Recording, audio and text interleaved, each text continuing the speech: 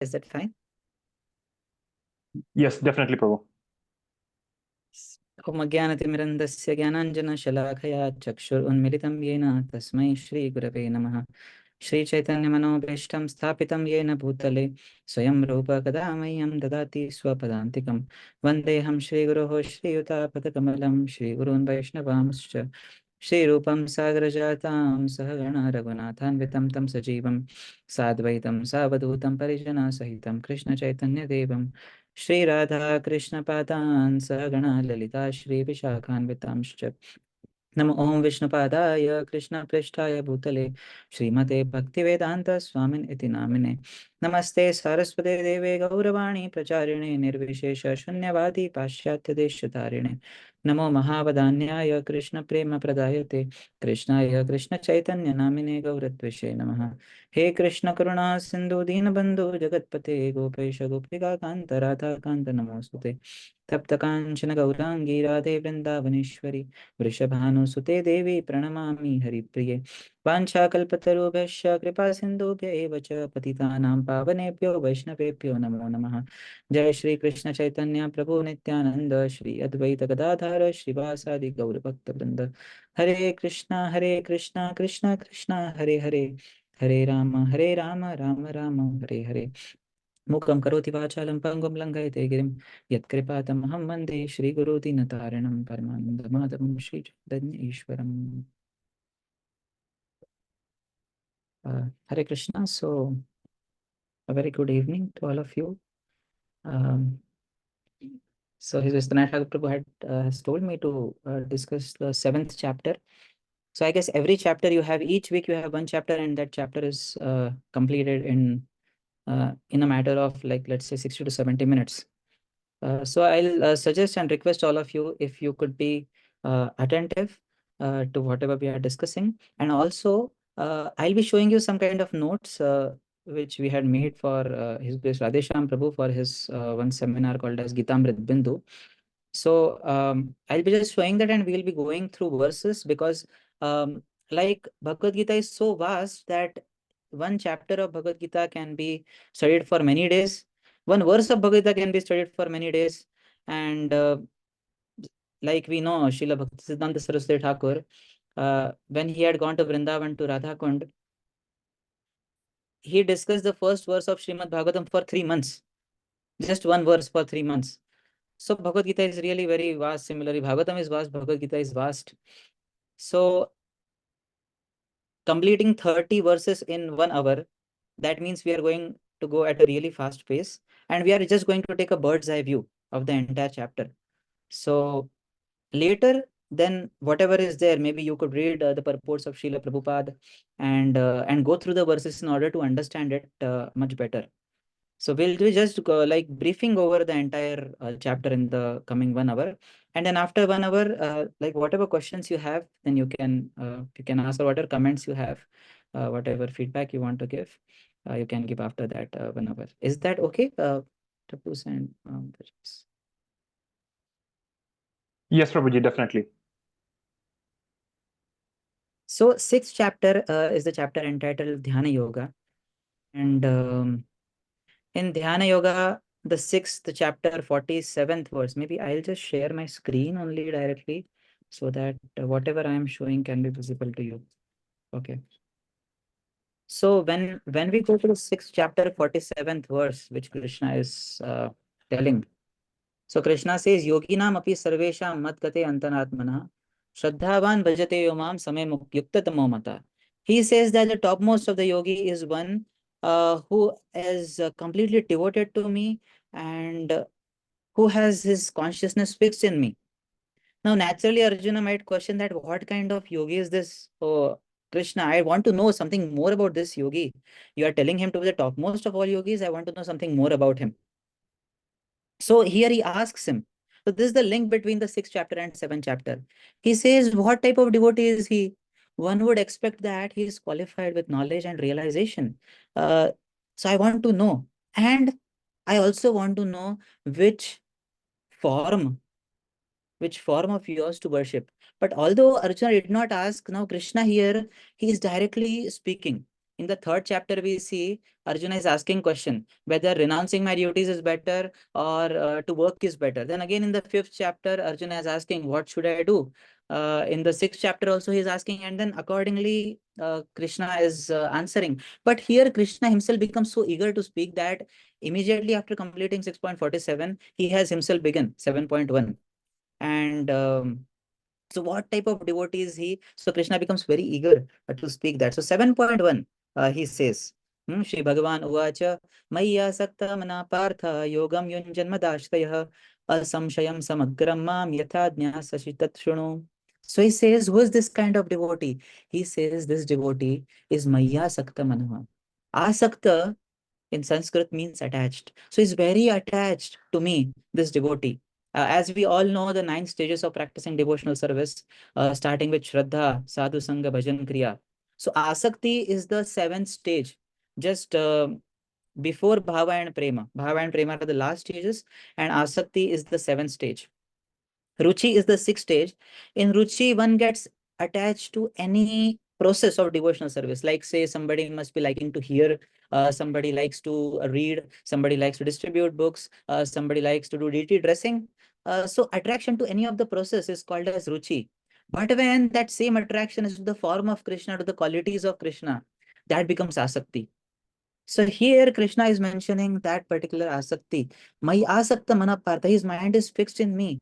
My eva mana adatsva, my buddhim niveshaya. His mind is totally fixed in me. So 7th chapter, again in the beginning, we need to understand that first 6 chapters, they are talking about dhyana yoga. They were talking about Nishkam Karma Yoga also, Nishkam Karma Yoga, leading to Jnana Yoga, and then further Dhyana Yoga. And the last 6 chapters, they talk about Jnana Yoga.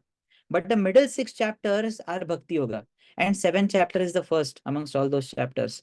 So Krishna has placed this chapters in the middle, so that whenever we also take some kind of burger or sandwich, so we find that the two breads are there, 2 slices of bread are there, they are at the top, and in the middle the main material is there. So in the similar manner, Krishna has kept bhakti in the middle to be protected from all the vices. Although Bhagavad Gita cannot be in any way distorted, but still Krishna wanted to protect that bhakti, so has kept the bhakti in the middle. So these 6 chapters are basically glorifying bhakti yoga, the process of bhakti. So here in this particular 6 chapters, Vishwanath Chakravarti Thakur, VCT, he says that 2 kinds of bhakti are described. The first bhakti, which yields salokya and other types of liberation by being either without desire or with a desire. This kind of bhakti is mentioned. And also main type of bhakti, which yields liberation in the form of being an associate of the Lord with prema. Generally, Gyanis are there, they want to merge in the impersonal aspect of the Lord, they want to merge in the Brahma Jyoti. The yogis are there, they meditate on Paramatma, but again, their desire is mainly to merge. If at all they might have a desire to serve the personality of Godhead in some form or the other, they get the 5 kinds of muktis: Salokya, Sarshti, Samipya, Sarupya, Ikatamapyata. These kinds of muktis they get. But the devotees of the Lord don't want all these. For them, mukti is a byproduct, mukti is a side product. Because of worshipping the Lord, because of developing love for God, they are so much attached to God that they directly attain the highest regions of Vaikuntha. They go to Goloka Vrindavan and serve the Lord there in complete love, in complete devotion. So these kinds of bhakti are mentioned, and also the glory of bhakti and Bhagwan realization is being talked about in this particular chapter. So all the other processes are there. They are in modes. They are in modes. But bhakti is beyond modes. Bhaktya mam abhijanati yavan yashasmi tatvatah. Tato mam tatvato jnatva vishati anantaram. If Krishna is beyond modes, and if Krishna has to be known by something, then that process also has to be beyond the modes. It cannot be either mode of goodness, passion, or ignorance. It cannot be a method belonging to any of the modes. So the superiority of bhakti is been described in this particular verse. And Prabhupada tells a very important thing. Tat shrunu, yatha ajnat sashi tat shrunu. If you see the words, the last 2 lines are tat shrunu. Tat shrunu means what? You hear. And interestingly, of all the lectures Srila Prabhupada has given, The maximum number of lectures he has given on any particular verse is this 7.1. The maximum number of lectures Srila Prabhupada has given on this particular verse. And he says, what will happen by hearing? Then he gives the reference of the verses beginning with 1.2.17. Shrunvatam Sakatha Krishna Punya Shravana Kirtanam Hridayantasto hi abhadrani vidunoti surutsatam. All the dirt in the heart that will get vanquished. Then he goes to describe the verse 7.2, where he says, Jnanam ham teham savidnyanam idam vyakshami asheshatah yad jnatva neha bhuyo nyaj jnatavyam avashishyate. So he says, I shall now declare unto you in full this knowledge, both phenomenal and numinous. This being known, nothing further shall remain for you to know. So jnana here, as Vishwanath Chakravarti Thakur and Baldev Vidyabhushan they say, jnana means the knowledge of my powers and vijnana means the knowledge of my sweetness. Initially, we should know how God is great. But after spending some time in bhakti, after spending some time in Krishna consciousness, we should also like to know how God is very sweet. And 10th canto describes the sweetness of Krishna, how Mother Yashoda, in spite of seeing the entire universe, or rather all the universes in Krishna's mouth, Mother Yashoda is still considering Krishna to be her son. And in spite of killing so many demons, still Mother Yashoda and Nanda Maharaj, they never see Krishna as something extraordinary. They just understand that he is a person protected by Narayan, but he is after all our son. So that sweetness of Krishna, where Krishna plays with his friends, where he has different pastimes with the gopis, those pastimes are depicting the sweetness of Krishna. So when a devotee gets attached to Krishna, he first of all comes to know about the powers of Krishna, knowing how God is great. And after that, he comes to know how God is sweet also. Like Shukadeva Goswami, when he heard the words, after he just came out of the womb of his mother, he straight ran away into the forest. But when he heard the verses, he heard one verse, Aho bakiyam stanakalakutam jigam sayapayadapya sadavi lebe gatim dhatri uchitam tatonyam kamva dayalum sharanam brajema. How can I take shelter? How can I not take shelter of such a person who who gave the position of a nurse to a lady, to a demoness who tried to kill him by smearing poison on her breasts? To such a person, he gave the position of a nurse. What amazing personality is that? So he came to know about, when he understood, when he heard about the sweetness of Krishna, the qualities of Krishna, how wonderful Krishna is. He got more attached to Krishna. So when we hear about Krishna, we get to know about the powers of Krishna also, and then we get to know about the sweetness of Krishna also. That is what is Jnanam and ultimately Vijnanam. And thus the devotee attains the stage of attachment to Krishna. So here in this purport, Srila Prabhupada says, complete knowledge means to understand both these knowledge. Knowledge of powers also as well as knowledge of sweetness. And the qualification to receive that knowledge is being Krishna's devotee and friend. In one lecture, my spiritual master, His Holiness Sanatanath Swami, he says that what does it mean to be Krishna's friend? Now we cannot put hand on Krishna's shoulders even while dressing, and we cannot say to Krishna, Krishna, you are my friend. But what it means to be Krishna's friend. So he says that at our stage, being Krishna's friend means to be loyal to Krishna, to do whatever what is needed and be loyal, because a friend is always loyal. So to do what is apt to Krishna in that way. And the method to attain Krishna is only in disciplic succession directly from the Lord. Without disciplic succession, we cannot attain Krishna. And the result of attaining that is everything knowable becomes known. Nothing remains unknown. Kasminnu bhavato vijñāte sarvam edam vijñātam bhavanti. Prabhupada was once asked that, Prabhupada once said actually to Srila Bhakti Swarup Damodar Maharaj, Prabhupada said that I am not a scientist, but I can defeat all scientists because I know Krishna. Any argument you bring forth before me, any argument I can defeat because I know Krishna. So Srila Prabhupada would say like that because he had got that complete knowledge. And then Krishna declares, Ramanujacharya gives a link here. Krishna declares that this knowledge, which will now be taught, is very difficult to attain. Oh, don't think, Arjuna, that this particular knowledge is very easy to attain. Therefore, he says this particular verse, very famous verse, Prabhupada would quote many times. Manushyanam sahasreshu kashchit yatadi siddhaye yatatamapi siddhanam kashchin mam vetti tatvatah. He says, out of thousands of men, one may endeavor for perfection, and of those who have achieved perfection, hardly one knows me in truth. So actually, Vishwanath Chakra Thakur says that what is Lord exactly saying here? He's saying about the Lord's sweetness means jnana everyone can have, but to have vijnana, manushyanam sahasreshu, one amongst thousand will have that vijnana. One amongst thousand will understand me in reality as I am in Vrindavan, as I am controlled by my devotees. Like Srila Prabhupada also mentions here. Huh? Uh, One will know me as the son of Mother Yashoda or the charioteer of Arjuna, as Yashoda Nandan, as Parthasarthi. People sometimes they feel like, how can this God, he be driving a chariot? He driving a chariot and he doing service for his own worshippers. How is it? But no, Lord takes the greatest pleasure in serving his devotees. So he says that.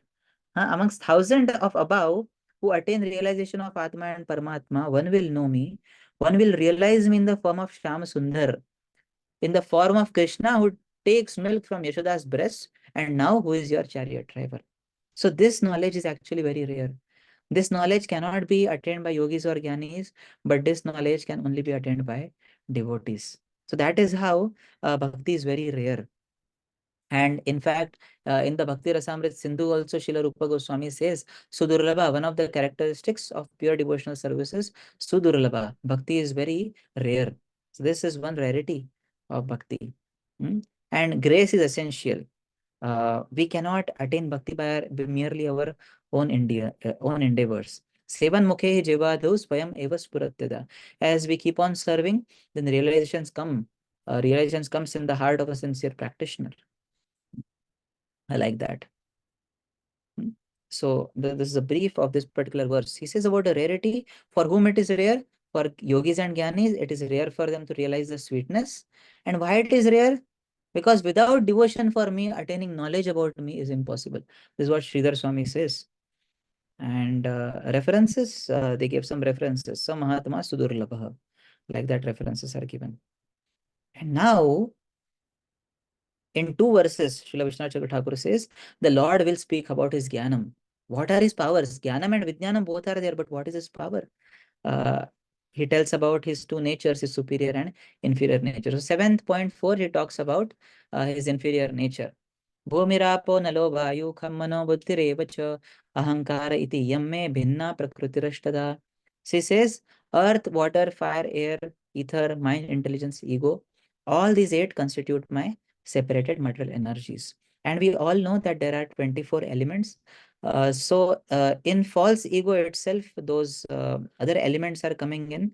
So in this way, all the 24 elements are included in this. Like Srila Prabhupada says that false ego, it includes its effects. So the 11 senses, we have got 5 karmendriyas by which we perform action like hands, legs, mouth, anus, and genitals. Then we have got 5 jnanendriyas by which we gain knowledge, like eyes are there, ears are there, nose are there, skin is there, and tongue is there. They are called as jnana indriyas, by which we get knowledge. So knowledge gathering senses, and then one is working senses. So these become 10. And then we have 5 gross elements. We all know earth, water, fire, air, ether. So those 5, then they become 15. Then we also have the 3 subtle elements which Krishna is describing here in this verse. That is mind, intelligence, and ego, like that.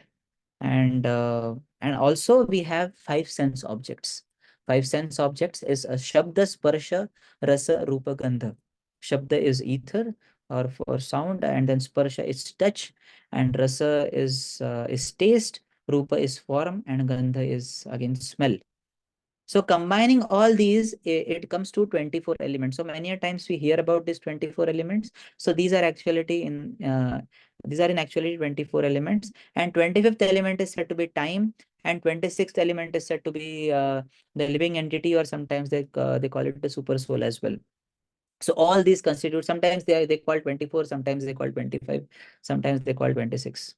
And here he mentions that in 13th chapter, all 24 categories will be described. Here he's talking about the 8 only, 5 gross elements and then 3 subtle elements here.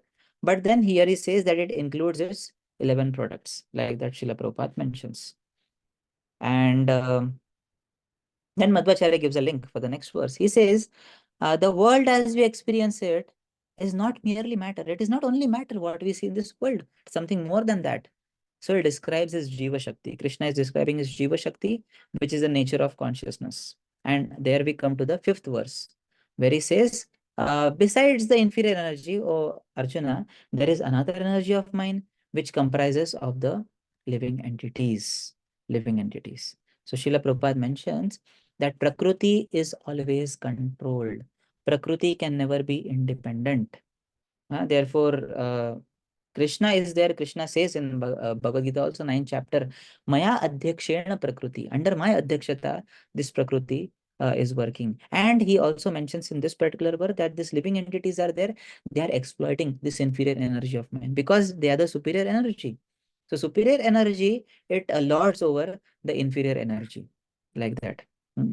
So living entity, when he is influenced by matter, he forgets actually Krishna. Sometimes, although it is called as the inferior energy sometimes overcomes us because we get clouded by matter, and we forget that uh, we are spirit soul. We think that we are matter, and everything which is connected to me and mine, it is my world, it is my universe, like that. So he exploits gross and subtle matter, and he thinks that I am matter. But when a same living entity, when he becomes free from all uh, illusory conceptions, then then he understands that that this Prakriti which is there, this Prakriti, it belongs to Krishna. It is not meant for my exploitation, but it is meant for service. That is what he understands. And he gives up all negative conceptions, including the conception that I want to become God, like that. So he says, Baldev Vidyabhushan Vishwanath Thakur are mentioning that Prakriti is called as inferior because it is unconscious and it is the object of enjoyment. And Jiva is Lord superior Prakriti because it is conscious. We are all conscious. Matter is not conscious. If I hit the desk will not hit me back. So it is unconscious. But both the energies, they belong to the Lord. Pradhana Kshetrajna Patir Gunesha. Like that Krishna says. And then Krishna is saying in the next verse, oh Arjuna, both these superior and inferior energies are there. I am their origin also, and I am their source also. I am the one who is the origin of these both nature. So Srila Prabhupada mentions how life and matter both come from life. Srila Prabhupada wrote that famous book, Life Comes from Life, where he defeated the idea that life cannot just originate from chemicals. He would say that you bring a laptop, let's say a MacBook is there, iPhone is there, you bring them together and you get a new iPad, the latest generation iPad. No, it is not going to happen like that. Matter cannot regenerate, matter cannot reproduce, but you need spirit for that. So he says, so he is very much convincing all the scientists in that particular book. All kinds of logical arguments he gives there, that how life, it can come only from life. Then Krishna mentions that you see all these inferior, superior natures are there. Everything and everything else, what I have not told you also, everything is resting upon me. Again, a famous verse. Mattah parataram nanyat kinchit asti dhananjaya mai sarvam idam protam sutre manigana iva. He says there is nothing superior to me. Everything rests upon me as pearls are strung upon a thread. That is what Krishna mentions here. And then he says, since you say that you are the cause of inferior and superior, I can understand you are the seed of the whole universe, but still not in the supreme position. There is something higher than the seed. There should be something higher than the seed. Krishna is saying, no, I am only that seed. I am, I am that supreme personality. Uh, and I am superior in two ways. Ramanujacharya says, Krishna is saying, I am superior in two ways. First, I am the cause of both the prakritis, the superior and inferior prakriti as well. And second is, I am their controlling master. I control. I control both the superior nature and the inferior nature. Like Kapil Muni also says in the third canto of Srimad Bhagavatam, Mad bhayad vati vatoyam suryastapati mad bhayad. The sun, he is shining because of my fear. The wind is blowing because of my fear. Because of my control, everything is happening like that. There is no other connection. There is no other controller other than me. Then now Krishna wants to give a proof that, okay, Arjuna may ask, okay, Krishna, you are saying you are the controller. Please tell Krishna in what way you are the controller. So Krishna illustrates this truth, that is the maintainer of universe, in 5 verses. And these 5 verses, uh, like you might have heard them. So Krishna here, he says how he is the active principle in everything. He says, "Oh Arjuna, I am the taste of water. I am the light of the sun and the moon. I am the syllable Om in Vedic mantras. I am the sound in ether, and I am the ability in man. Then I am the original fragrance of the earth. I am the heat in fire. I am the life of all that lives, and I am the penance of all ascetics." So he is telling in 5 verses how he is the controller, basically, that everything what you see in this world, you can see him. Through seeing the nature, we can see God. Like Prabhupada would say that just by drinking water, you can become Krishna conscious. Here in that verse, we saw how Krishna is the taste of water. So when we are drinking water, we can just feel that, oh, this taste of water is Krishna. So Krishna says, I am the taste of pure water, not of ocean water. Ocean water is salty. That taste is not Krishna's taste, and we cannot drink that water also. But pure water, Krishna says, I am the taste. So Krishna has given us all these things so that we remember him, even though everywhere around is matter. But then still in that matter, we can remember Krishna. Like for example, if our phones are there, if our laptops are there, uh, laptop is ultimately matter. But if we fill our laptop with all Krishna conscious activities, all Krishna conscious things, then our laptop itself becomes spiritual. Because you're spiritualizing the laptop by filling our screensaver is also spiritual, our wallpaper is spiritual, everything is spiritual. Whatever ringtone is there, that is also spiritual. So in this way, we can transform matter into spirit. So this is what Srila Prabhupada has taught us, that how to transform matter into spirit. And Krishna is also telling the same thing to us, that how to see himself, how to see God in nature. He says here, I am the eternal origin cause of all living entities. O son of Pritha, I am the factor of discrimination, the intelligence in the intelligent, and the ability to conquer in the powerful. Mm. I am all this.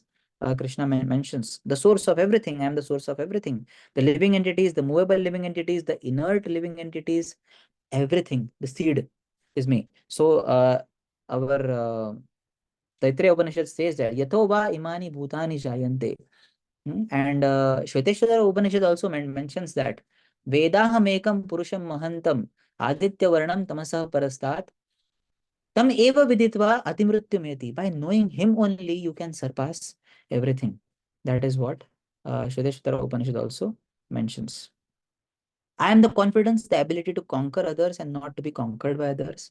Then I am the strength of the strong, devoid of passion and desire. I am the sex life which is not contrary to religious principles. That is what Krishna mentions here. Balam balavatam chaham kama raga vivarjitam. Strength devoid of kama and raga. Kama means attachment or a desire to maintain one's life, and raga means having attained one's desired object, one still hankers for additional thing. If I get one thing, I'm still not satisfied with that thing. I need 10 more things. If there is a Black Friday sale, Black Friday sale only they call it, or what do they call it? Yes, Prabhuji, Right? Black Friday. Yeah. So there's a Black Friday sale and I'm getting one, two things, but I'm not satisfied. I want 10 other things. And then again, more things will come. Like here in India, we have something called as Republic Day sale. And then we have the Great Indian Festival, where continuous for 5 days sale is there. And one object you take, and then they say, "Arey, this object is available just for 100 rupees. So you can take that. And even though we don't need it, we want to take it." So that is what is raga here is mentioning. Having attained one object, also we want another object, even though there is no need for that. We are already satisfied, like that. So he's this, and he is furthermore lust and the sex life, which is not contrary to religious principle. So all our acharyas, you see, Baldev Vidya Bhushan, Vishwanath Chakravarti Thakur, Srila Prabhupada, and Sridhar Swami, all say that I am lust not contrary to dharma, directed towards one's wife only for production of children. So here Sridhar Swami in Sanskrit is mentioning that स्वधर्मेण विरुद्ध स्वदारेषु पुत्र उत्पत्ति मात्र उपयोगी कामयोहम कामोहम putra Swadareshu Putrotpatti. Putra Utpatti means for begetting of offspring, like that. So Sridhar Swami mentions this particular point here. And then Krishna says that know that now he has spoken a little of his vibhutis, more he's going to speak in the 10th chapter. But now he says that know that all things in Sattva, Rajas, and Tamas come from me. Whatever I have not said, don't think that other things are coming from other people. No, everything comes from me.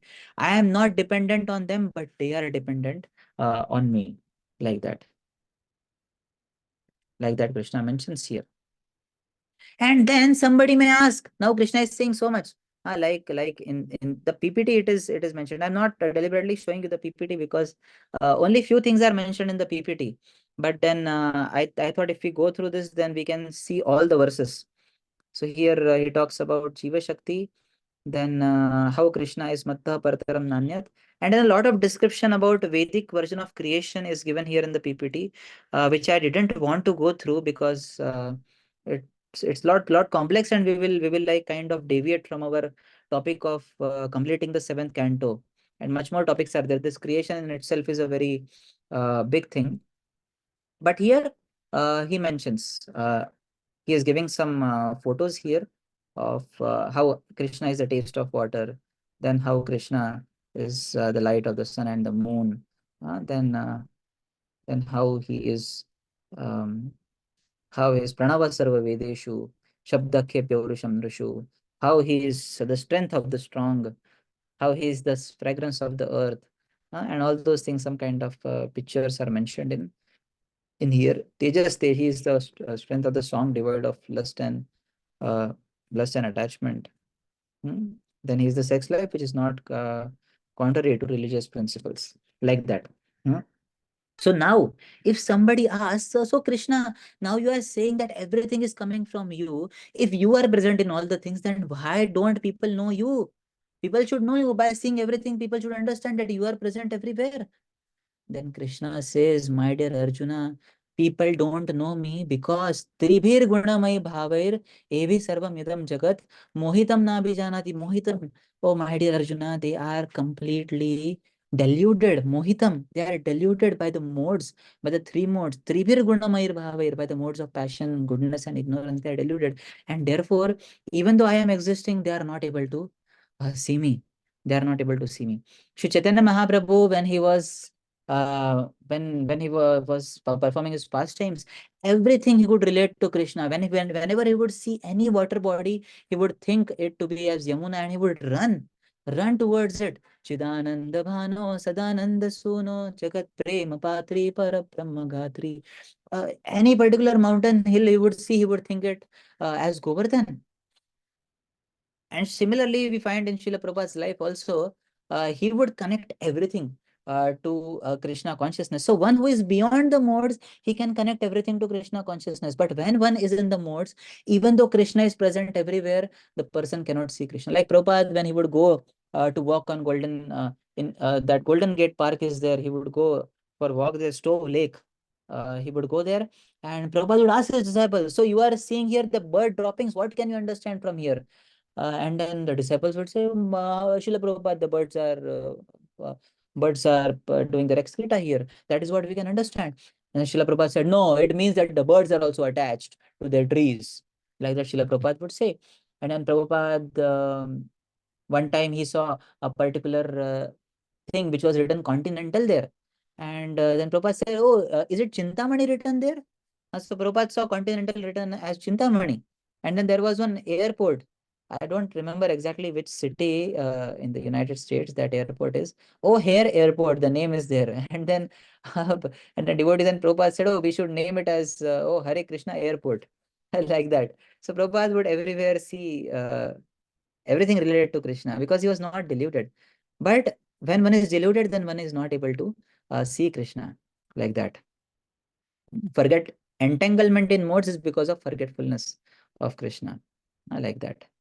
So different modes, they bind us, and because of which we take different forms, and we lose our discrimination because of that. And then uh, somebody may ask that, okay, Krishna, you are there existing as was described on 7.7 to 7.12. You are there existing everywhere. And then people cannot know you because of being bewildered by the modes. Then can you please tell Krishna, how can people be delivered from this bewilderment of modes? And then Krishna says, this again a famous verse. Krishna says, Devi Esha Gunamayi, Mama Maya Duratyaya, Mam Eva Ye Prapadyante, Maya Metam Tarantite.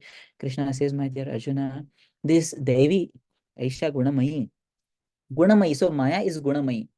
Radharani is called as Krishnamayi. Devi Krishnamayi Prokta Radhika Paradevata.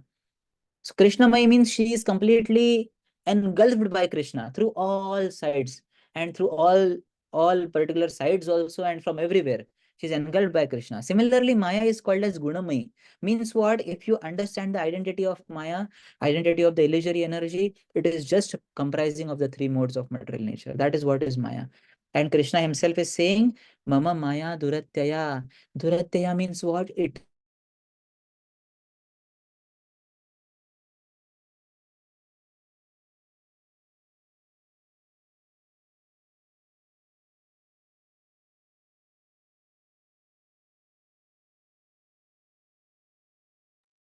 completely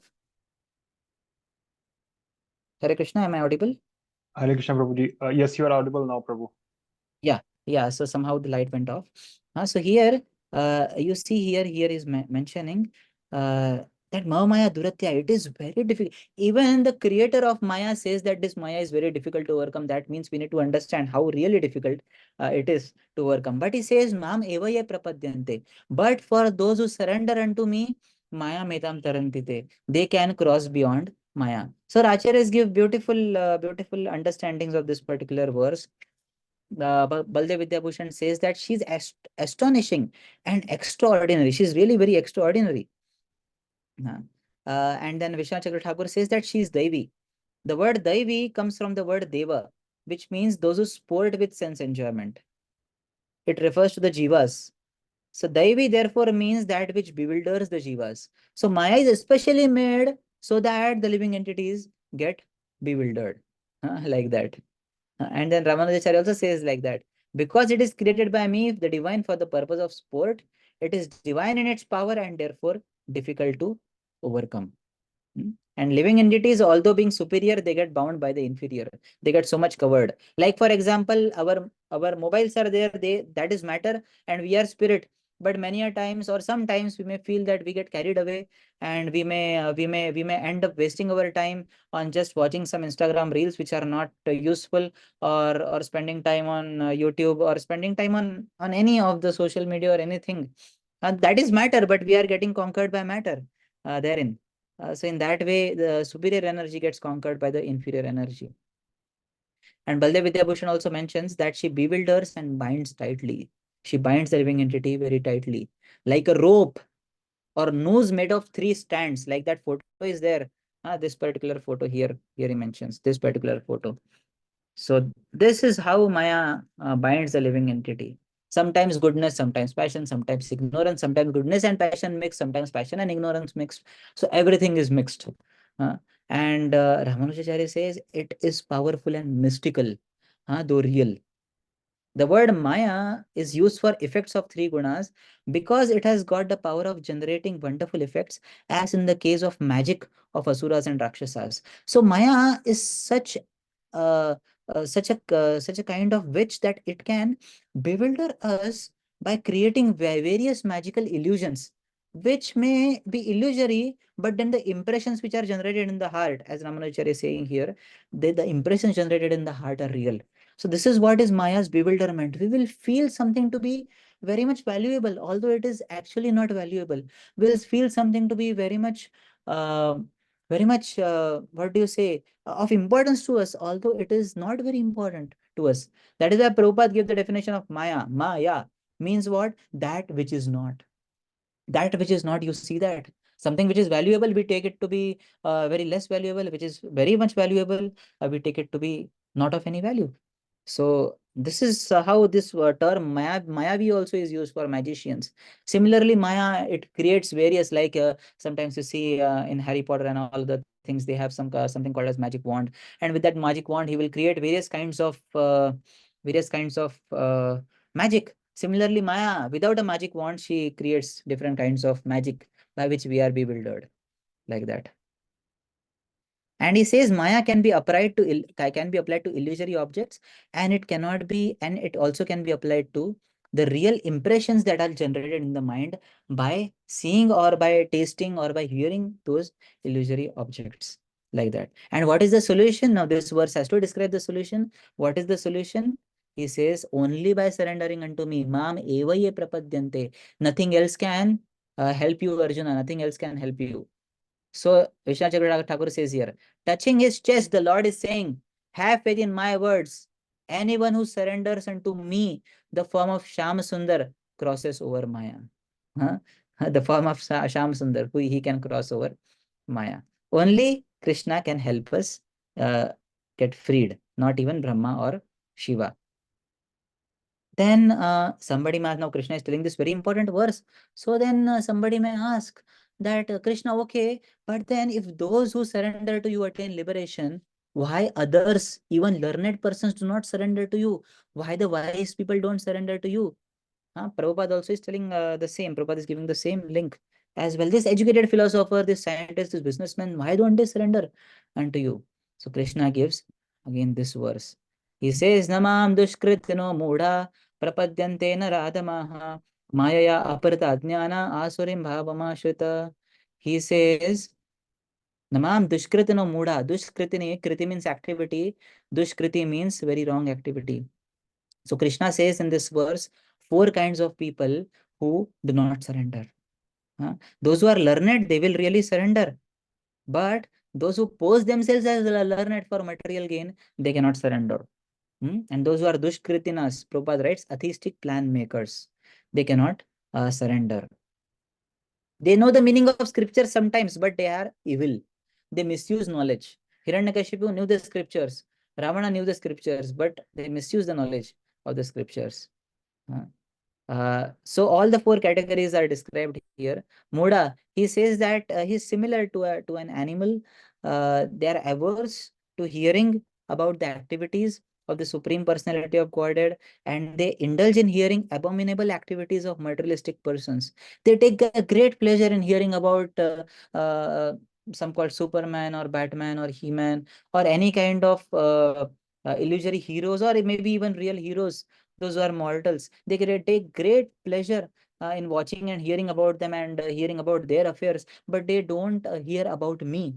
Krishna is saying they are not at all interested in hearing about me. They are mudas, and they also do hard work for nothing, like an ass. So ass remains satisfied just by eating, sleeping, mating, and defending. That's it. And sometimes he sings poetry also, but his braying sound only disturbs others. Prabhupada says. So these are what are mudas, the first kind of people. Second, he calls Naradhama, uh, those who become the lowest beings by giving up bhakti. And how they can come to Krishna consciousness. Prabhupada says, only by the mercy of a devotee can this Naradhama be delivered. And he says that 99.9% of the entire population is Naradhama. Prabhupada says that because they don't follow any process. So although they have got a human life, but they are wasting their human life. And then the next category he says Maya ya apirita jnana, those whose intelligence has been stolen by Maya. They create hundreds of fraudulent, illogical philosophies under the influence of Maya. This is the third category.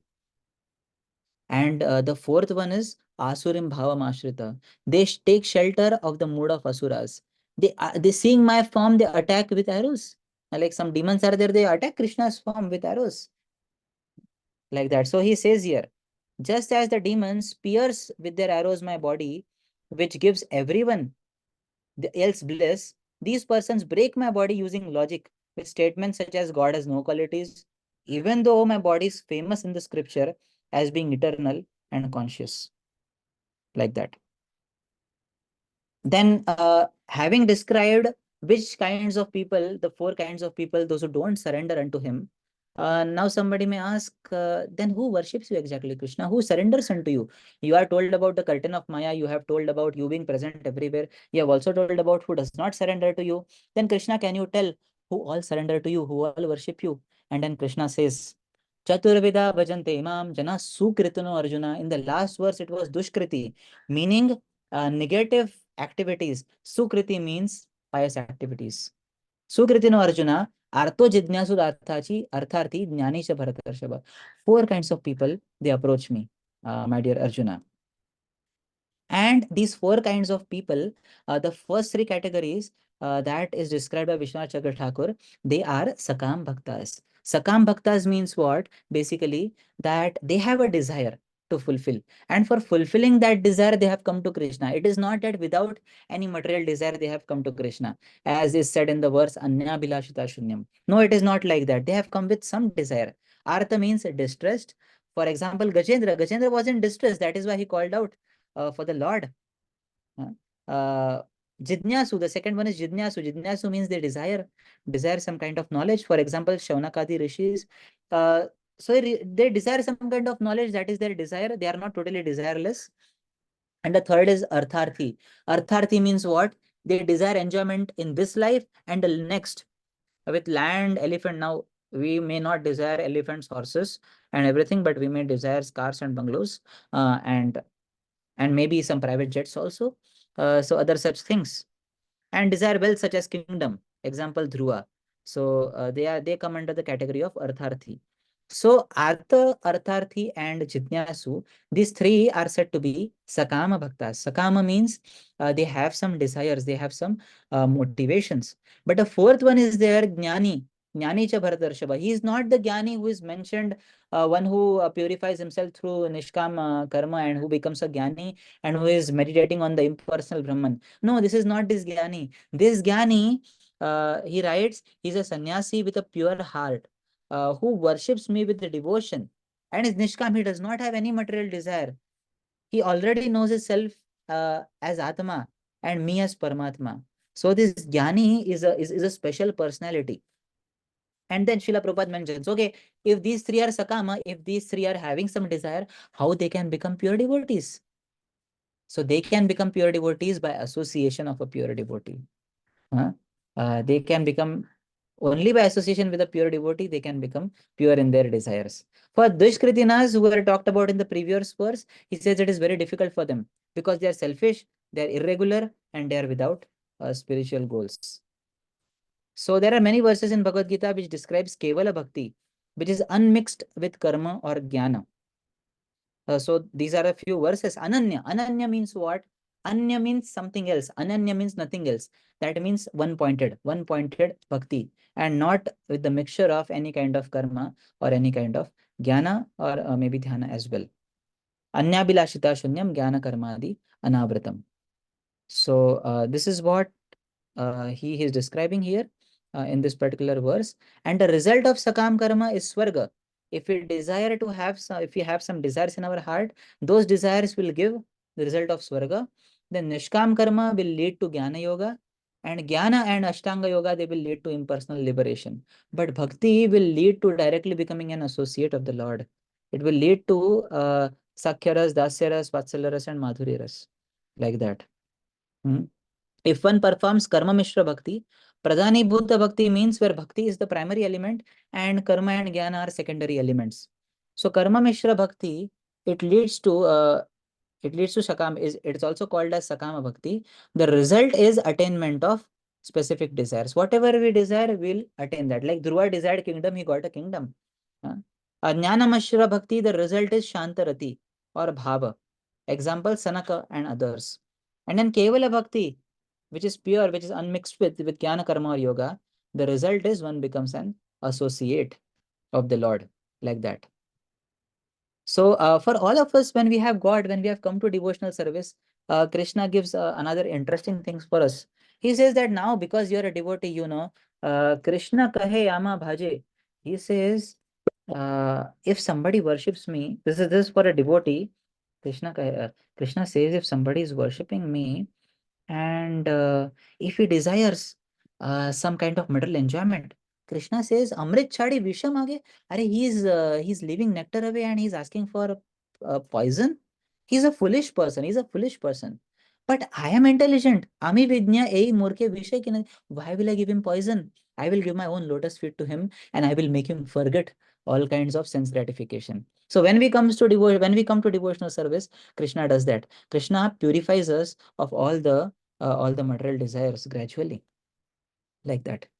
And then the next verse here, again coming back. I am very sorry if I am going too fast, but I hope you are able to like relate. Uh, I'll just check once because I'm just speaking and this is this I, way I, it is I, not. yeah, I think it's fine, Prabhuji. It's fine. Okay. Okay. So any questions are there? Maybe you can ask later then.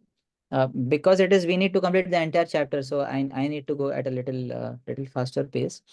So now he is asking, among these four types who are qualified with bhakti, who is the best? The one you talked about, Chaturvida Bhajante Mam, in the last verse, which is the best one? And Krishna says, the jnani whom I talked about, he's the best. Tesham jnani nitya yukta eka bhaktir vishishyate. Eka bhaktir vishishyate, because he has only one motive. Priyo hi jnani no atyartham aham sacha mama priya. Oh, he is most dear to me. This jnani is most dear to me because he's absorbed. Nitya yukta upasate. He's absorbed in me constantly, like that. Then somebody may ask, Are, now Krishna, you are saying that this jnani is most dear to you. What about the rest of the three? Are they not dear to you? Are they not dear to you? Krishna says, no, no, it is not like that. Everyone is dear to me. Udaras sarva evete jnani to atmavaya matam. Astita sa yuktatma mam evanuttamam gatim. Krishna says, all these devotees are undoubtedly magnanimous souls, but actually one is a jnani. He is just like my own self. Being engaged in my transcendental service, he is sure to attain me. He will surely attain me. The rest three are also glorious because they have come to me. They have not gone to anyone else. So all are magnanimous. So Krishna, you see, uh, Krishna is so magnanimous. He does not differentiate in the sense that although Krishna says, ye yathama prapadyante, as you approach me, I will reward. But we saw the example of Putana, how Krishna gave the position of nurse to Mother Yashoda. Even we have example in the 10th canto of a demon named as Poundrak. Now this Poundrak, he was so foolish, he sent his messenger to Krishna. And in the entire assembly, this messenger read aloud the message of Poundrak. And this Poundrak says, oh Krishna, I am the original Vasudev and you are considering yourself to be Vasudev.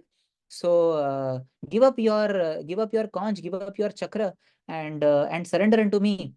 And then it will be auspicious for you. And he had got two extra hands. He was a worshipper of Shiva, and by the grace of Shiva, he had got two extra hands, and he considered himself to be not different than Vasudev.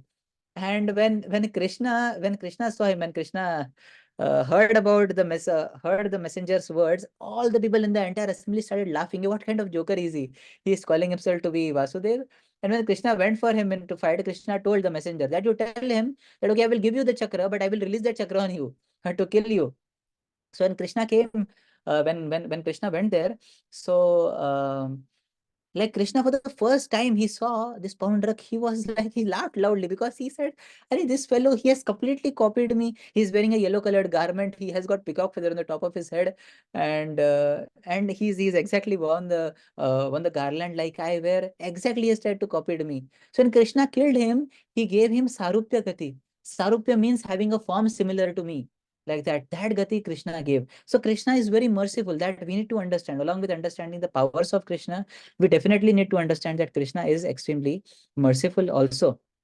But then for one who is giving his whole heart to Krishna, Krishna definitely has a special place in his heart for that devotee. Hmm? Like that.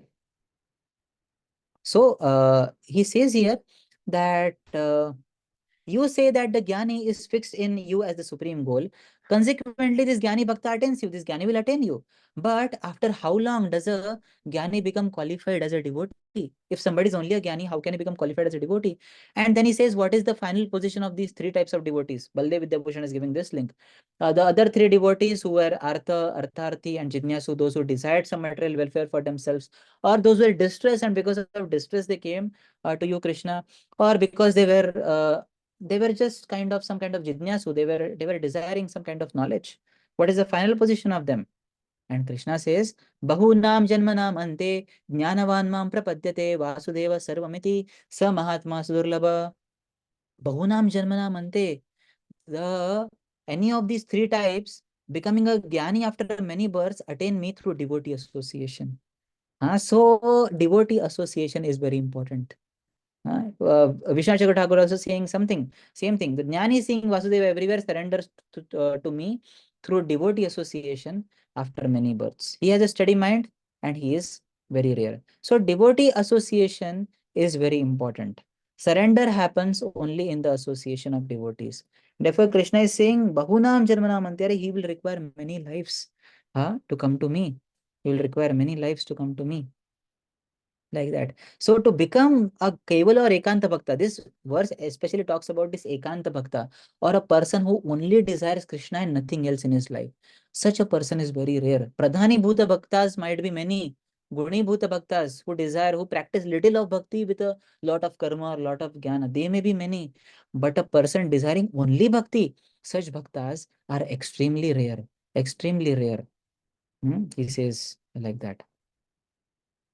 And then uh, the link for the next verse. Now Krishna has talked about the entire thing. He has talked about who will surrender to him, who he has talked about who will not surrender to him. And now he is telling, uh, it is understood from what you have said that Sakama Bhaktas, because they worship you, the Lord, become somewhat successful. Sakama Bhaktas become somewhat successful. But what happens to those who have material desires and worship the Devatas, those who worship the other gods, what happens to them? Four verses answer the question. And Krishna says, oh, my dear Arjuna, those fellows, kames sastra srita jnana prapadyante anya devata. Tam niyamamastha prakrita niyastha. Their intelligence has been stolen by material desires. Therefore, they are worshipping the demigods. They think that for certain purposes, demigods are better than the Supreme Lord. And therefore, they worship uh, the demigods. And they cannot know me because they are worshipping the demigods. And then Krishna says, but I am the one who awards this faith to the demigod worshippers. Yo yo yam tanum bhakta shraddhayarchitum ichchati tasya tasya chalam shraddham tameva vididhamyam.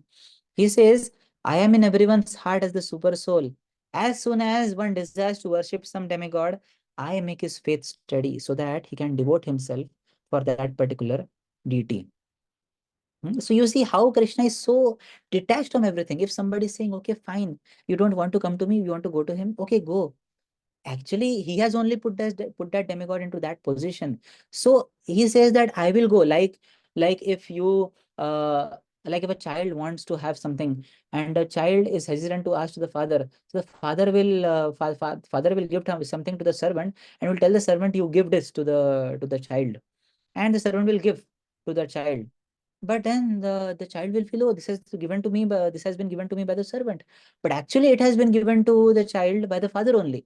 Similarly, it is Krishna only who is giving powers to the demigods. It is he only who is who is empowering the demigods, and because of that, the demigods are able to give the benedictions to demigod worshippers. So Krishna says that the results they attain are due to me only, and I also make the faith of that particular person steady, uh, the of that person who wants to worship a particular demigod, like that. So super soul gives faith, super soul inspires, and super soul gives affinity, like that. All these things the super soul does. Yeah. And then he says that we discussed already. He endeavors to worship a particular demigod and obtains what he desires. But actuality, these benefits are bestowed by me alone. I only bestow the results to the worshippers, like that.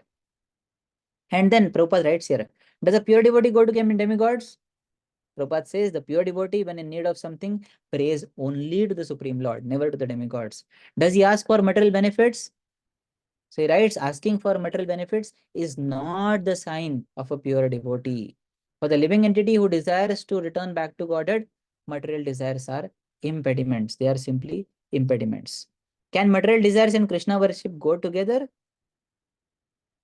He says, no, such a person is contradictory in his desires, like that Prabhupada writes. And then somebody may ask, but then you give the devotees of the Devata temporary results. If you are only giving Krishna all the results, for the devotees of the Devatas, you are giving temporary results, but your devotees, you give them permanent results. Krishna, how is it? You should be not partial. You are behaving partially here when you are giving something temporary to them and giving something permanent to the demigods. And then Krishna says, Antavattu phalam tesham tad bhavati alpamedasam devan devayajo yanti mad bhakta yanti mamapi. Krishna says, men of small intelligence worship the demigods, their fruits are limited. Those who worship the demigods go to the planets of demigods, but my devotees reach my planet. So Krishna says that I am not illogical here, I am not impartial here. I am I am completely logical. You see, a person attains what he worships. If I take a ticket, let's say from Calgary to Toronto, then I will go to Toronto only. I will not go to any other place. But if I say no, I have to go from Calgary to let's say New York, then I have to take that ticket. Then I will go there. So he says, whatever you worship, yanti deva vrata devan prityan yanti pitra vrata. That again, that verse also Krishna talks about in the Bhagavad Gita. And he also says that demigods are temporary, therefore the results of them are also temporary. The Supreme Personality of Godhead, however, is eternal. Therefore, the result, what the Supreme Personality of Godhead also bestows, is eternal. That is what he says here. So results are based on understanding and desires, like that. Okay. Then he says, what to speak of worshippers of devatas being foolish and not recognizing me? Even those who take a demigod worshippers, devata worshippers are one kind of people, those who are not very intelligent. But even those who study all the scriptures, such as the Vedas, do not know the truth about me. Krishna says, even those who study all the scriptures, they also don't know the truth about me. And then he says this verse, Avyaktam vyaktimapannam manyate mam abuddhaya. Unintelligent people, they don't know me perfectly, and they think that I was impersonal before and now I has assumed the personality. Due to their small knowledge, they don't know that I am supreme. I am supreme. So they are abuddhaya. Abuddhaya means basically having no intelligence. Alpa buddhaya means having less intelligence. So Krishna says they are having no intelligence actually. Because though knowing the Upanishads, they have no devotion to me. They have studied so much.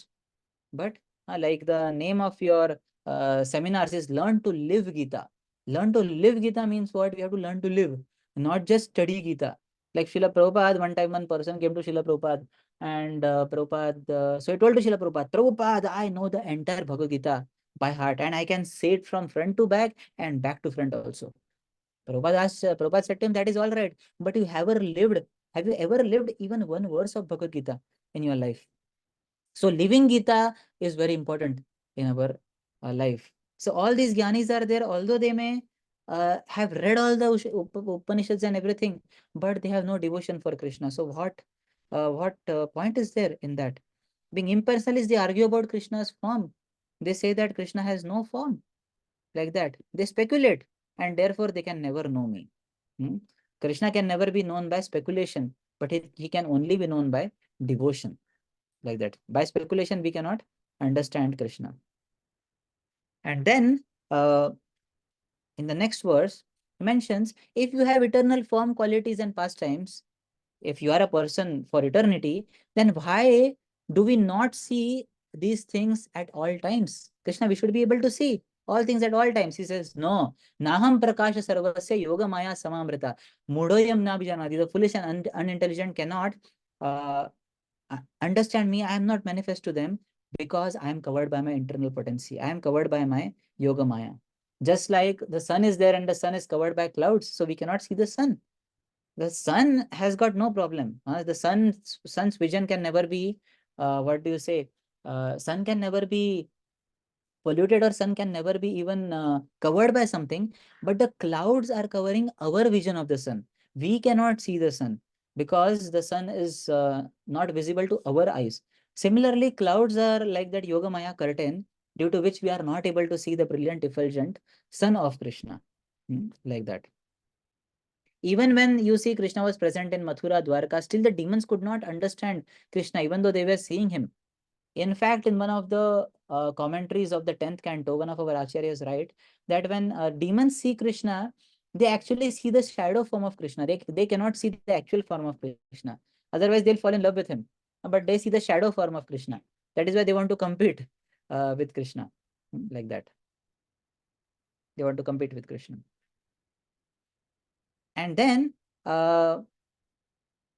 somebody may ask that, oh, you are covered. You are saying that Naham Prakash Sarvasya Yoga Maya Samavrita, you are covered by Maya. We already discussed this. He says that if you are covered by Maya, then like a Jiva, you will also have the fault of ignorance. So Krishna says, no, no, no, my dear Arjuna, I am not covered by Maya. The living entities may be covered by Maya, but I can never get covered by Maya. Vedaham samatitani vartamanani cha Arjuna bhavishyani cha bhutani mam tu vedana kashana. Krishna, I know the past also, I know the present also, I know the future also. I know everything. He says to Arjuna, I know everything, so I can never be covered. It is the vision of the living entity that is covered, but I can never be covered. That is what Krishna says here. Krishna is like the sun, Maya is like the cloud. And Krishna says, here, anyone with a material body cannot remember his past life, foretell his future life, and predict the outcome of his present life. Past, present, and future, we don't know anything about ourselves because we have a material body. But Krishna's body is itself spiritual. Because Krishna never changes his body. He never changes his body like that. Then he asks, now having told this, he asks, when do the jivas become bewildered by our Maya? You are telling that is Maya is there. When did it exactly happen? Or why is it that the one who knows you is very rare? He says, this verse he says, Ichha dvesha samuthena dvandva mohena bharata sarva bhutani sammoham sarge yanti parantapa. He says, Ichha dvesha samuthena dvandva mohena bharata. Because of duality of Ichha. Ichha means desire, and dvesha means hatred. So we have many desires and we hate also. We hate the things which obstruct the pleasure of our senses, and we desire the things which are favorable to our senses. We desire some things and we hate some things. So because of which we are in some kind of problems. That is why. So he says that Sarva Bhutani Sammoham Sarge Yanti Parantapa. My video is not visible to you. I was not knowing this. Yeah, probably since there was that small disruption. Okay.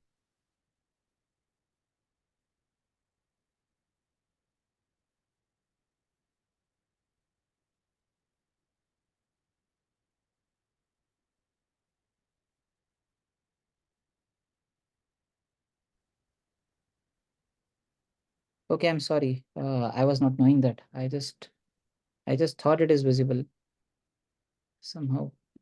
Okay, fine.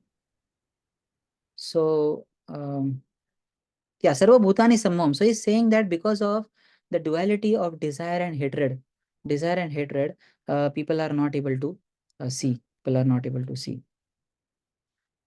And this is Ichha Dvesha Samuthena Dvandva Mohena Bharata. Sarva Bhutani Sammoham. All the living beings are deluded by such a kind of ye, by such kind of duality, because of having different desires, because of desiring some things and hating some things. And that is why people are not able to see me. And then he asks that who is qualified for devotional life, who is qualified for bhakti. So he tells this verse then. Yesham tava antagatam papam jananam punya karmanam te dvandva moha nirmukta bhajante mam dridhavrataha. Who can worship me? Who can worship me with great determination? So he says there are some kinds of people who can worship with great determination. And who are they? Yesham tava antagatam papam. Those who have eradicated their sinful activities by punya karmanam. Punya karmanam here exactly means Here our acharyas tell, punya karmana means those who have attained a destruction of their sins through the fortunate, merciful glance of great souls. And punya karmana means what? They have acted, they have done some service, they have done some acts which are really pleasing to the great souls, like Srila Prabhupada disciples. All what they did was pleasing to Srila Prabhupada, and therefore the huge heap of sins which was there, they could evaporate everything, they could dissolve everything just because of serving and pleasing Srila Prabhupada. So punya karmana does not here mean pious activities, but punya karma here means acts which are pleasing to the great souls. So when we perform acts which are pleasing to the great souls, then we also can become strong in our Krishna consciousness. We can become determined in our practice of Krishna consciousness. And then finally, in 7.16, we talked about the Sakam Bhaktas, the three types of devotees which they want to have some material desires and experience material pleasures. So he states that they also surrender to me, attain me, because the devotees of Devatas, they continue to take birth. This is what Krishna says here. Those yogis who taking shelter of me strive for freedom from birth and death, no Brahman, the Jiva and rebirth of Jiva due to the influence of karma. So they can transcend, they can transcend, but the other people, those are worshippers of devatas, they can never transcend. The maximum they can go is to Swargaloka only. Maximum they can go to Swargaloka. And then he says, the last verse of this chapter, those in full consciousness of me, those who know me, the Supreme Lord, to be the governing principle of the material manifestation of all the demigods, can understand and know me, even at the time of death. So Krishna ends this chapter by talking about this. And then next chapter, uh, Arjuna will take some words from the last two verses. The last two verses, various words are described, like you see Adhyatma is there, then Adibhuta is there, then Adi Daivam is there, then Adi Yajnam is there. So Krishna, then Arjuna will ask Krishna, what do you mean by these words? Please tell me. And thus Krishna will begin the eighth chapter. Hmm? So thus we complete the seventh chapter here. Uh, I don't know whether it was understandable for all the devotees, and I'm very sorry for the if any kinds of problems. Now, any comments are there, corrections are there, or some feedbacks are there, you can maybe ask.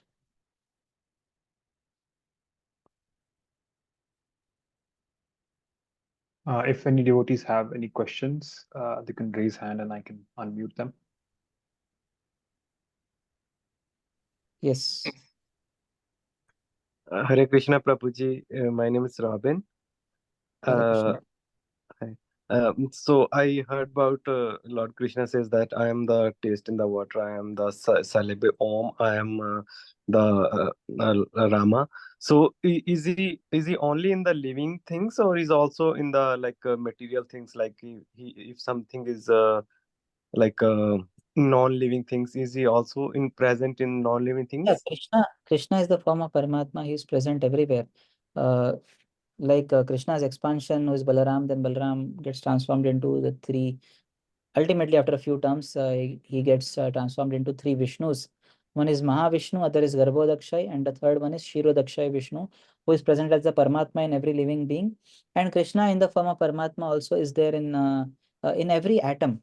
So everywhere in non-living things, also in inert things, also and non-inert things, also Krishna is present. That is what we studied also in one of the commentaries, Baldev Vidyabhushan. He mentions. So Krishna is present everywhere. Actually, in matter also he is there, in spirit also he is there. In matter he is present in the sense that without his energy, the matter uh, cannot sustain. Like Krishna says, Yayedam dharyate jagat. Because of my energy, these planets are also moving in their orbits. So the planets are material. So Krishna, because Krishna is holding them, because Krishna is giving his energy to them, therefore they are also being held by that power. So in that way, Krishna is present everywhere. Is present everywhere in the entire So creation. so I was asking because in my life experience, so whatever I like material things, even my bike, my car, my cricket bat, and even my tractor back home in India. So Mm-hmm. I feel emotions in those things. Even like I feel emotions, and they stay forever with me, and they act different than other other same brand, same than other bikes. Mm-hmm. So that's why I was asking: is this he's like even in non living things? So we can feel the difference. You see, till the time our consciousness is not totally developed, where we see Krishna's presence in everything, till that time, we should try to distinguish matter from spirit.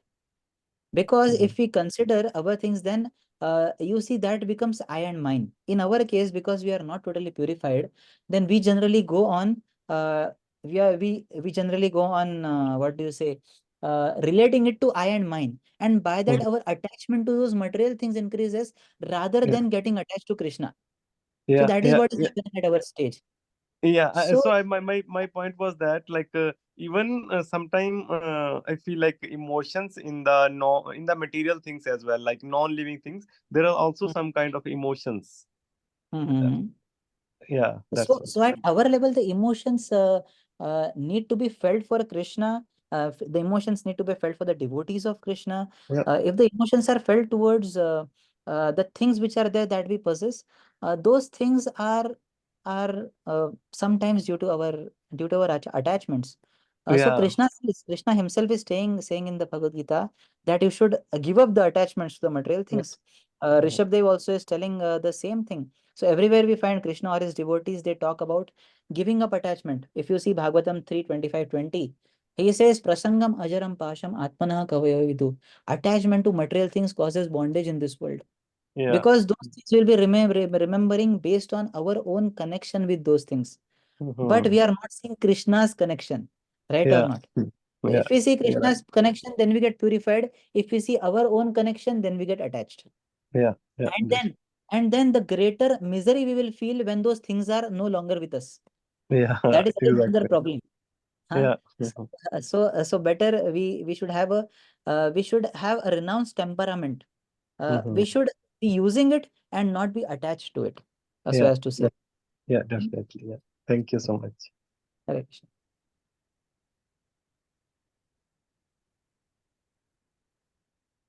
Any other comment or question?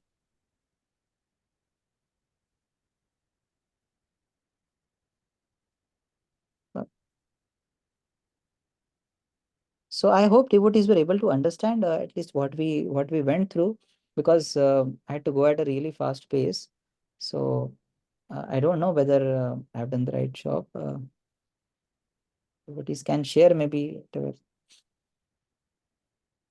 No, it was really very wonderful, Prabhuji. Like a lot of examples and references from different scriptures were very enlightening. So I'm sure most of the devotees would have learned a lot from the session today. Yeah, Thank you. Yes, Chetan, Chetan Prabhu, I have a Prabhu. question. Yes, Hare Krishna Prabhu. Dandrat Pranam. Yeah. Yes, Chetan. Yes, Prabhu. So in the one of the slokas, it said like Krishna is in everyone. Like, and I also recall I heard someone like Sarvasya Sham Hridaya Vishnu. So what I believe is like God is in everyone. So is it God is in Krishna is everyone, it is like God Krishna is everywhere. So if I'm everywhere. worshipping someone else, but when I see is Krishna, it's like for me, like if I visualize like Krishna is everywhere, then I Mhm. can worship any god or any demigod or any human I can see. It's like for that sense. Does that Uh, not so means like it is actually, not the same? Krishna never. Yeah. Yeah. So Yeah. we have Yes. to understand what Krishna is saying. If Krishna says, I am everywhere, but when Krishna is saying to Arjuna that although Krishna says that I am everywhere, but still Krishna says also to Arjuna that you think about me, then if Krishna wanted to say that I am everywhere, you can worship me everywhere, Krishna would have said like that. But Krishna says, no, man mana bhava mad bhakto. You think of me, worship me, remember me. He does not say worship everyone in my form. Like we see, we also have got different relations with different kind of people or different kind of living things also. Now, if a tiger comes in front of me, I cannot worship him, thinking of Krishna.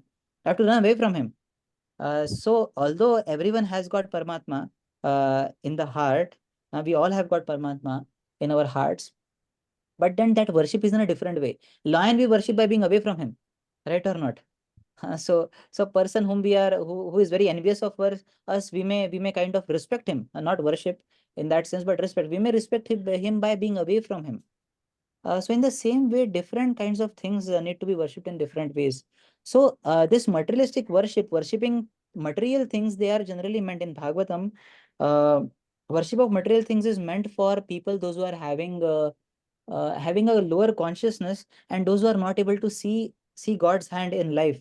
For them, Krishna says that you worship me in Virat form. Virat form means what? You think of these trees as the hairs on my hair. Then you see the upper planetary systems as my upper body, the lower planetary systems as my lower body. So like that, Krishna is mentioning. But for one who has got advanced consciousness, for one who has got devotee association, for them we can worship Krishna straight away. So why to go through a roundabout way of worshipping Krishna when we have already got a clear cut way of worshipping Krishna? Now we can see, now this laptop bag is there. Now can you tell me what is the way of worshipping this? uh, Now I cannot see of any way. I can use this in Krishna's service, right? uh, Worshipping the bead bag, definitely we can worship the bead bag by understanding that his beads are given to be by my spiritual master, and this way we can worship. But in any of the material things, like you start worshiping the table tomorrow, so we cannot do that, because Krishna has never said that. Krishna said that you worship me alone. And as regards to demigods, as regards to devatas, uh, Baldev Vidyabhushan says at one place that if we understand the demigods to be part and parcel of the Supreme Lord, and if we worship them in that particular way, then it is okay. That form of worship is okay. But then Prabhupada has always given to us that we should worship Krishna and no one else. Because then a lot of confusions happen. If you worship this demigod, then I will have this particular material desire and I'll worship Krishna. Prabhupada would say, whatever material desire also you have, you worship Krishna. Why do you need to worship anyone else? Because Krishna can fulfill everything. Can Krishna not give you everything? Or he is the one who is giving power to the demigods. Can he not give you anything what you desire? He can definitely give you. He has got no problem in giving you anything like that. Is it clear, Prabhu? Yeah, yes, yeah, yes. I mean, see, I understand. My part of the question was that only regarding the demigod, because we have been up, it's like upbringing, like Yeah. our Yeah. upbringing So we is like should that not. only. That Uh, yeah. yeah. So we should not feel the demigods will feel bad if you're not worshipping them. No, don't feel that. The demigods will, because you are giving the right kind of respect to them. Whenever we go in front of any demigod temple, we can pray them. We can pray to them that, oh, Almighty Ganesha, you can please take me closer to Krishna. You get the strength from Lord Narsimhadev. Like that, we can pray. Oh, Almighty Shiva, you are a great devotee of Krishna. So please help me. So in this way, we can pray to the demigods. But apart from that, it is not needed that we have a separate altar wherein we have demigods and we uh, where we worship them. It is not needed like that. Okay, well, thank you, bro. Correct.